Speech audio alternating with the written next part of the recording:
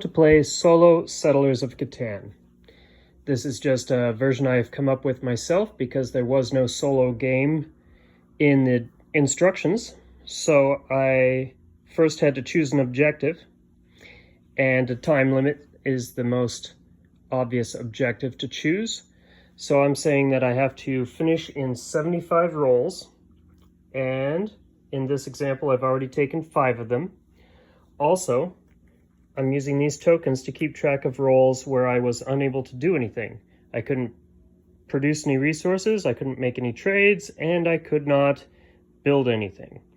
So that is an unproductive roll if I have something like that, and I take a token. And if I get 5 of them in a row, my colony has starved to death. That's 5 seasons with no resource productions. Everyone's dead. That's the way I'm playing. Okay, in this example, the first thing you're going to want to do when you place your colonies, you're going to want to choose as many of these high production numbers as possible. 6s, 8s, 4s and 5s, 9s and 10s. You can't get them all. If you lay out the tokens according to the instructions, you will never have all 6 of those numbers next to each other. But you need to make some decisions and choose as many of them as you can to reduce the number of unproductive rolls that you're going to have. The other issues I'm going to have to deal with are how to work with the robber, how to work with knights. I have a knight on the top of the pile so that I can demonstrate that for you. And longest road. I have a special rule for longest road. So let's get into it. In this example, I've already taken 5 moves. I've got some resources. I haven't built anything yet. Now let's say that on my next move, let's roll and see what I get. I got a 5. All right, 5. I'm going to produce sheep. Do you know right there I could build a settlement, except that I don't have the roads for it.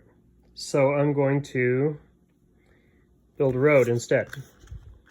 So this is a productive move. I will not have to take, I will mark it down to keep track of how many moves I've taken, but I don't have to take a token for this move. Let's put my road down here. My next priority is to gather this 9. It's the one high production number that I don't have yet. So once I have a settlement on a 9, my chances of getting an unproductive roll go way down. Now let's say, okay, here's an 8.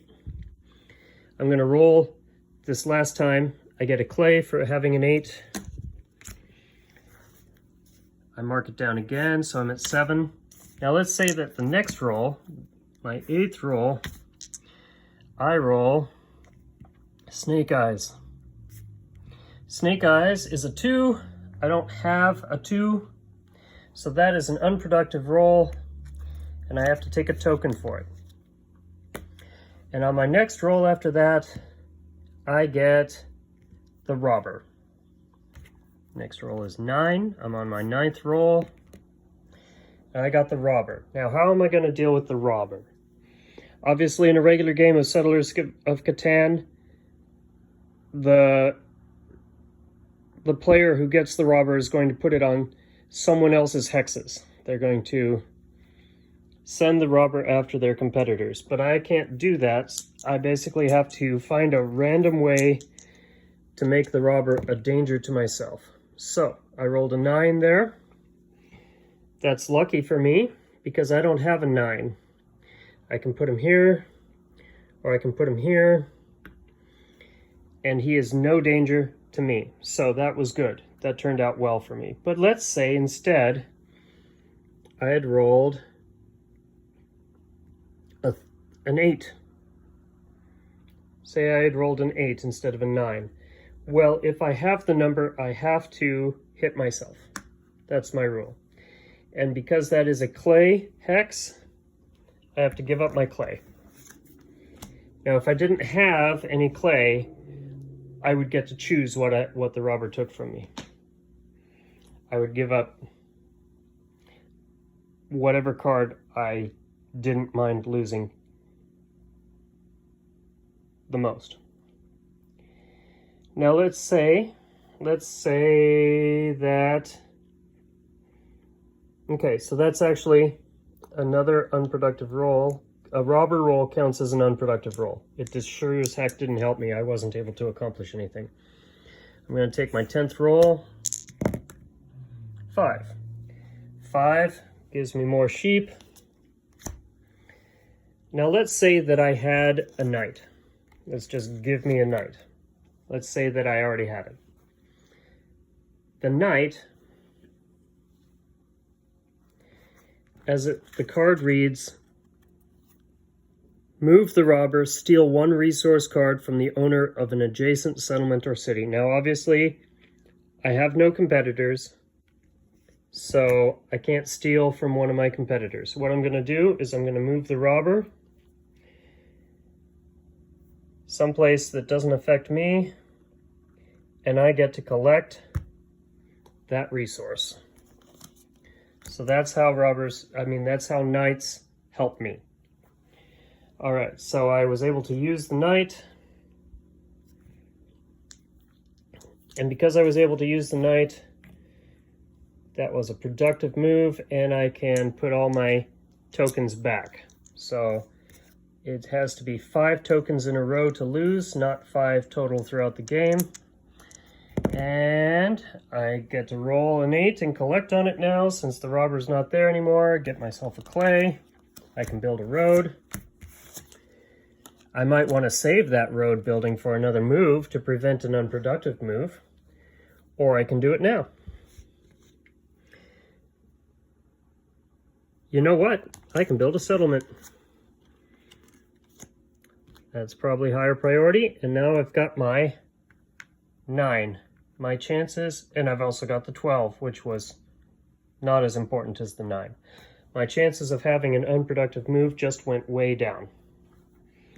I believe that was my 11th roll. If I'm off, we'll be able to tell by reviewing the video.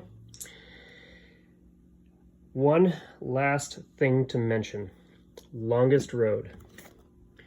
Now, the way longest road works in normal Settlers of Catan is you collect this as soon as somebody has 5 road segments in a row. 1, 2, 3, 4, 5. And then somebody else who gets a longer road than that can take it from them. Now, obviously, nobody's going to take this from me, so I want it to be more difficult to collect. So instead of just needing to have 5 road segments, I want all my road segments connected up. I want all my settlements on a single road network. Once that happens, the mechanics of the game make sure that